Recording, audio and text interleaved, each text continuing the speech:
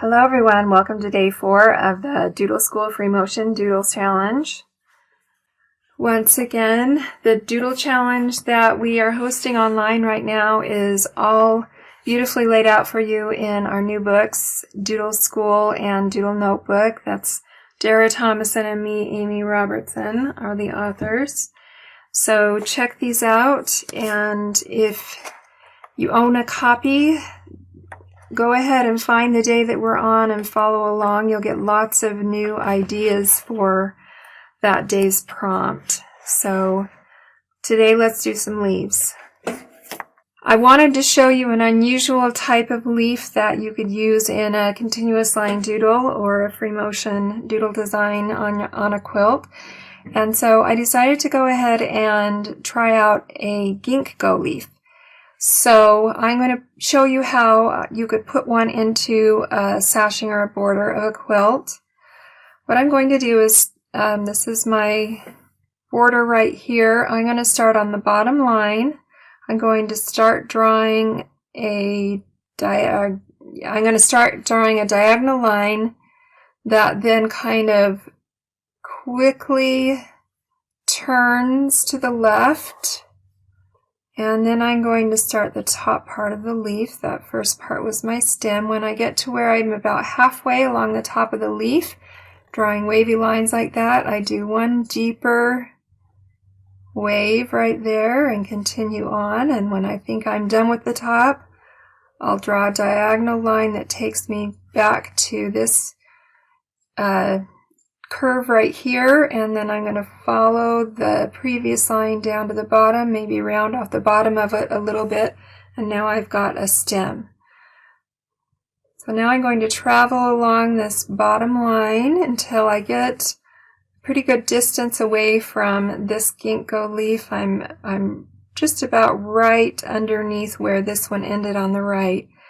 Then I'm going to start drawing my wavy line going toward the left, and draw a diagonal line, that's the bottom part of the leaf, with a sharp curve that then takes me to my top line, curves back around and echoes itself, then comes out at more of a sharp diagonal going to the right.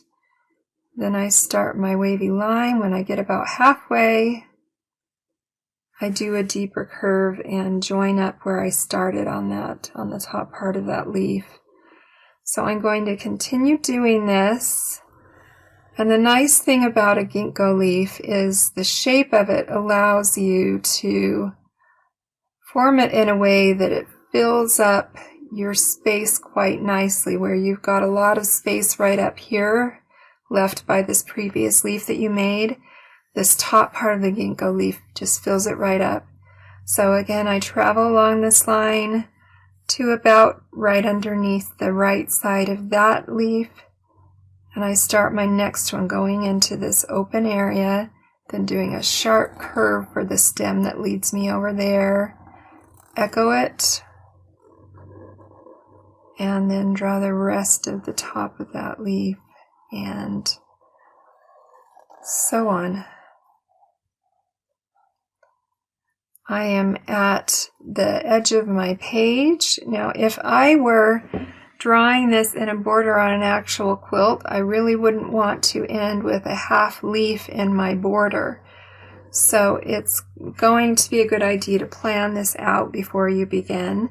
So just make marks with a water-soluble pen about the size of your leaf that you want your leaves to be. That'll keep the leaves consistent in size and also help you to make sure that you end with a full leaf.